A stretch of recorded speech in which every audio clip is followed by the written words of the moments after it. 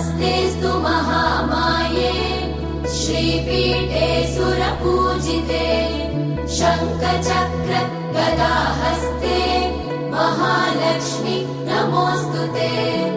नमस्ते गरुडारूढे कोलासुरभयङ्करी सर्वपाप हरे देवी महालक्ष्मी नमोऽस्तुते।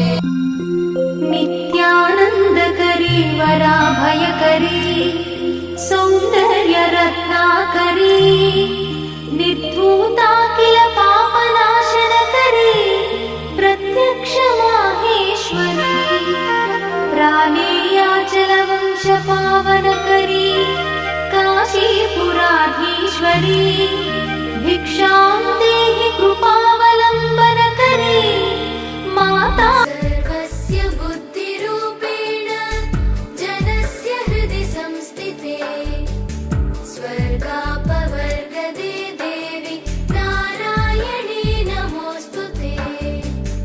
कलाकाष्ठादिरूपेण परिणामप्रदायिनी विश्वस्योपरतौ शक्ति नारायणी नमोऽस्तुते।